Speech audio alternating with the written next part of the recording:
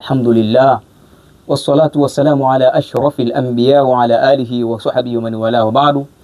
Ndugu zangu, ni wakaribishe tena katika kipindi chetu hiki cha kuangazia yale yaliyomo ndani ya mwezi mtukufu wa Ramadhani na hasa yanayowahusu wafungaji.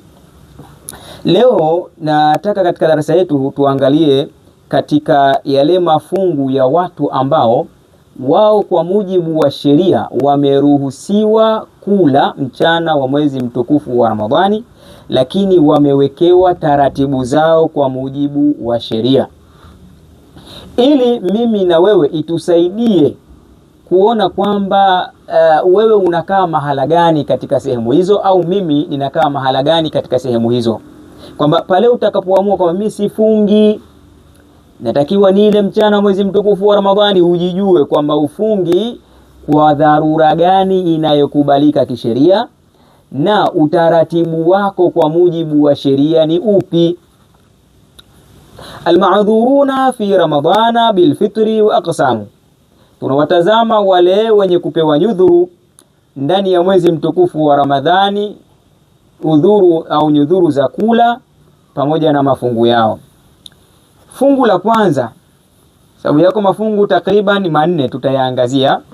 Fungu la kwanza, alqismul awwal, kuna watu hao alaihimul qada'u duna alkafarati, kuna watu hao wameruhusiwa kula mchana wa mwezi mtukufu wa Ramadhani, lakini utaratibu wao wa kisheria, wao wanatakiwa waje walipe swaumu tu baadaye katika miezi ya kula mchana, pasi na kutoa kafara au kutoa fidia ya aina yoyote. Na hapo wanapatikana na nani? Wahum alhaidhu wannufasau walmusafiru safara alqasri walmaridhu walmughma alayhi. Nao mwanamama aliyekuwa katika ada zake, kwa maana yupo katika ada zile za mwezi, sheria imemruhusu ale mchana wa mwezi mtukufu wa Ramadhani, pamoja na yule mwenye nifasi ambaye ametoka katika mazingira ya uzazi, hajamaliza kuoga, hajafika katika muda wa kuoga nifasi. Kipindi kile chote yeye ameruhusiwa kula ndani ya mwezi mtukufu wa Ramadhani, kwa maana ameruhusiwa, sheria ndio imemtaka hivyo ale, yani imemlazimisha yeye ale. Lakini katika utaratibu wa kisheria huyu atakuja baadaye alipe tu saumu, lakini hapana utaratibu wa ongezeko la fidia katika utaratibu wake wa kulipa.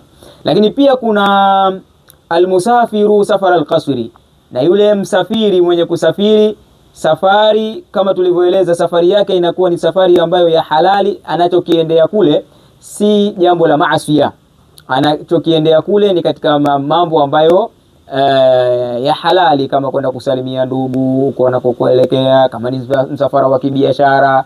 Lakini masafa yake ni yale masafa ambayo kwa mujibu wa sheria anaruhusiwa hata kupunguza swala, basi pia anaruhusiwa kadhalika kuweza kufungua mchana wa mwezi mtukufu wa Ramadhani kwa mujibu wa sheria.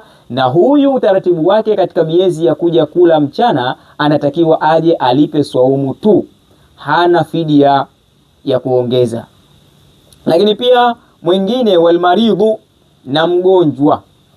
Na mgonjwa gani? Ni yule mgonjwa ambaye pana matarajio ya kupona. Mfano mtu ana malaria, au amekwenda hospitali akaonekana na UTI, au katika maradhi haya mengine ya kawaida madogo madogo ambayo anaendelea, anaweza kupewa dozi akaendelea kutumia dozi, baada ya muda fulani basi afya yake na hali yake ikarudi kama ilivyokuwa zamani katika hali ya kiafya.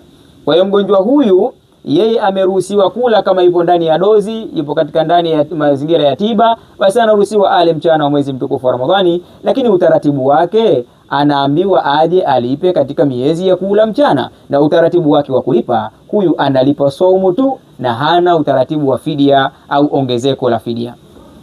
Mwingine walmughma alayhi, na mtu aliyepoteza fahamu, yani mtu kazimia kuanzia asubuhi mpaka jioni, fahamu hazijamrudia, pale anakuja kuzinduka labda ni saa moja, kuanzia saa moja ya asubuhi mfano, au saa 12 ya asubuhi mpaka saa moja au saa 12 ya jioni anakuja kuzinduka. Ule muda wa kufuturu ndio anazinduka. Huyu kwa mujibu wa sheria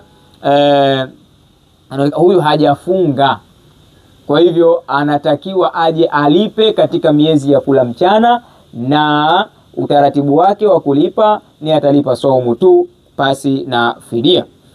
Hili ni fungu la kwanza katika mafungu ya watu ambao wamekubaliwa udhuru kwa mujibu wa sheria kula mchana wa mwezi mtukufu wa Ramadhani.